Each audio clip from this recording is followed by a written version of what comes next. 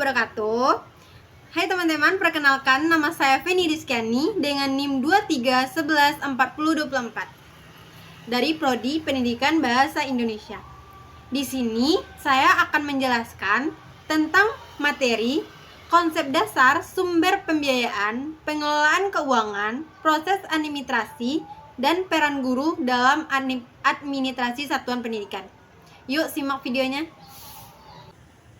Konsep dasar sumber pembiayaan, pengelolaan keuangan, proses administrasi, dan peran guru dalam administrasi satuan pendidikan. Yang pertama yaitu A. Pengertian administrasi keuangan dalam pendidikan. Manajemen keuangan merupakan salah satu substansi manajemen sekolah yang akan turut menentukan berjalannya kegiatan pendidikan di sekolah. Bagaimana yang terjadi di substansi manajemen pendidikan pada umumnya.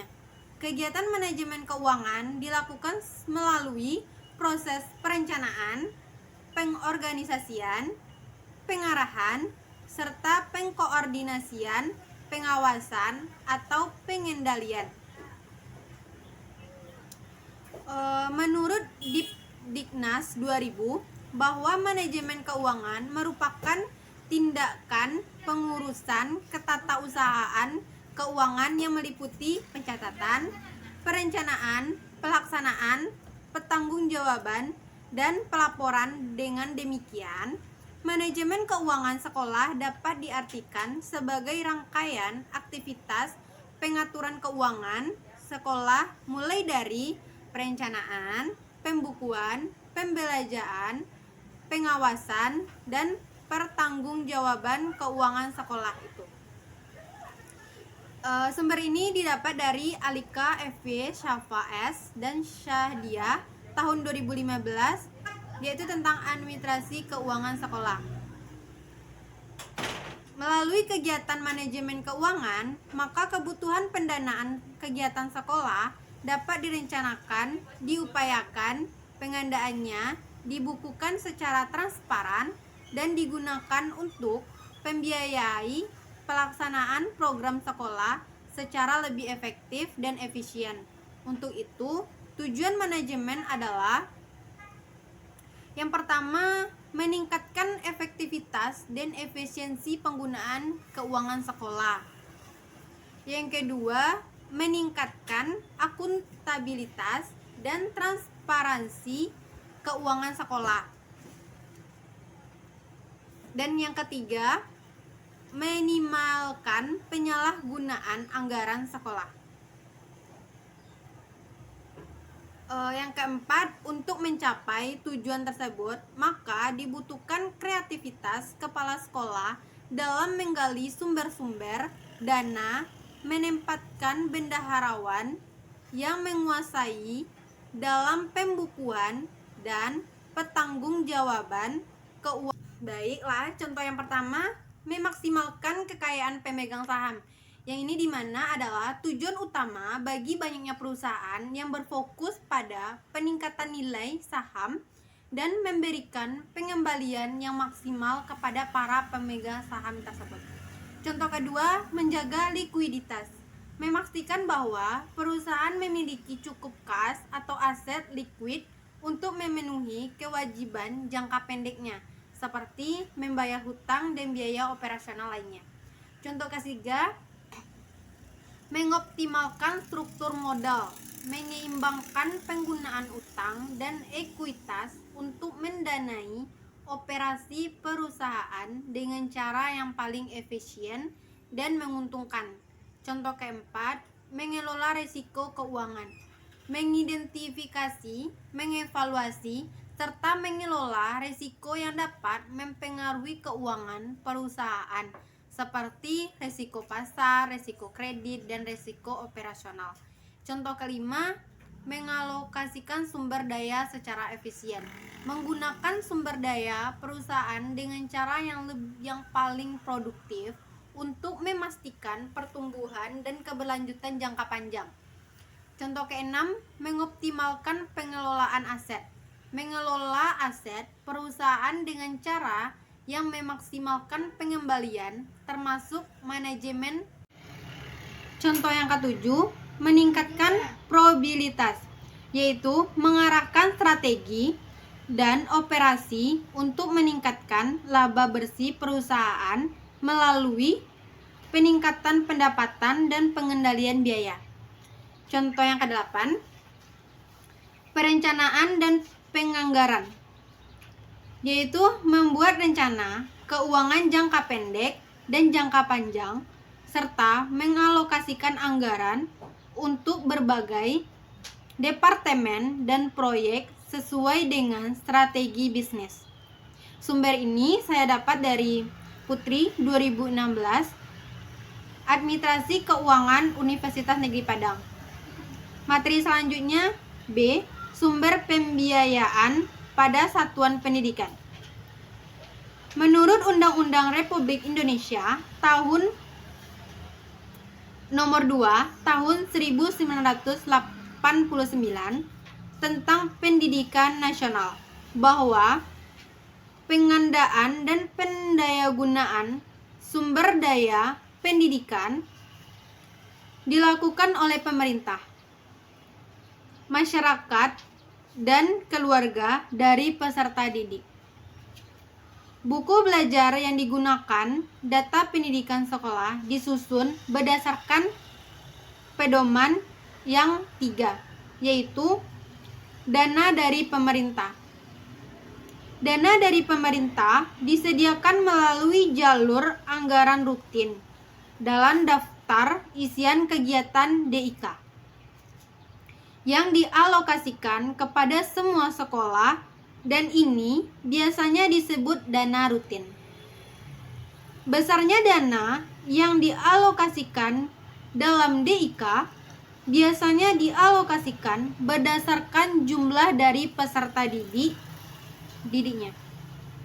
Maka besarnya anggaran dan besarnya dana untuk masing-masing jenis pengeluaran sudah ditetapkan oleh pemerintah di dalam DIK. Kedua, dana dari orang tua siswa, yaitu dana ini dikenal dengan istilah iuran komite.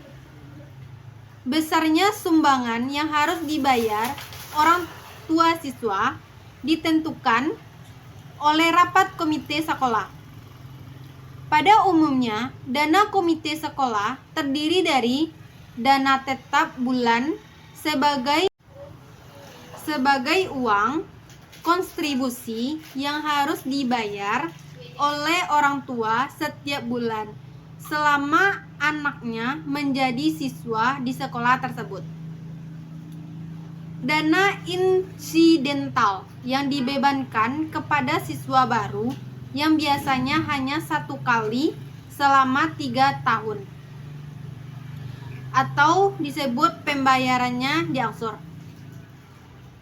Dana sukarela yang biasanya ditawarkan kepada orang tua siswa tertentu yang dermawan dan bersedia memberikan sumbangannya secara sukarela tanpa suatu ikatan apapun.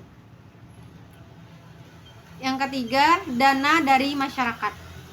Dana ini merupakan sumbangan sukarela yang tidak mengikat dari anggota-anggota masyarakat sekolah yang menaruh perhatian terhadap kegiatan pendidikan di suatu sekolah. Sumbangan sukarela yang diberikan merupakan wujud dari kepeduliannya yang merata untuk membantu memajukan pendidikan. Dana ini biasanya diterima dari perorangan, organisasi, yayasan, ataupun dari pemerintah dan swasta. Yang keempat, dana dari alumni. Dana ini biasanya digunakan untuk membantu meningkatkan mutu sekolah. Misalnya seperti buku, alat tulis, dan perlengkapan belajar lainnya. Contohnya yaitu anggaran pemerintah, dana bantuan operasional atau dana BOS, dana hibah, dan dana pengembangan pendidikan, serta pinjaman pendidikan. Sumber ini didapat dari Suetopo Hendiat dan Sumanto Wesi 1982, pengantar operasional administrasi pendidikan. Materi ketiga atau C, proses administrasi keuangan. Proses administrasi keuangan adalah rangkaian kegiatan yang dilakukan untuk mengelola sumber daya keuangan suatu organisasi secara efisien dan efektif. Tujuannya untuk memastikan bahwa semua aspek keuangan organisasi dijalankan dengan baik, transparan, dan sesuai dengan peraturan yang berlaku. Proses ini mencakup berbagai aktivitas mulai dari perencanaan, penganggaran, pencatatan, pelaporan, hingga pengawasan keuangan. Contohnya, yang pertama perencanaan, yaitu RPS atau RKAS. 2. Pelaksanaan atau penggunaan pencatatan dana. Ketiga, pelaporan dan pertanggungjawaban atau pengeluaran dana. Bersumber dari Hendia Suetopo, Administrasi Pendidikan, IKI Pers Malang 1983. Materi yang terakhir, D. Peran guru dalam administrasi keuangan sekolah. Penanggung jawab biaya pendidikan adalah kepala sekolah. Namun, guru diharapkan ikut berperan dalam administrasi biaya ini. Meskipun penambahan beban mereka juga memberikan kesempatan untuk ikut serta mengarahkan pembiayaan itu untuk perbaikan proses belajar mengajar. Beberapa peran guru dalam administrasi keuangan ini meliputi membuat file keuangan sesuai dengan dana pembangunan, membuat laporan data usulan pembayaran gaji, rapel ke pemerintahan kota. 3. Membuat pembukuan penerimaan dan penggunaan dana pembangunan. 4. Membuat laporan dana pembangunan pada akhir tahun anggaran.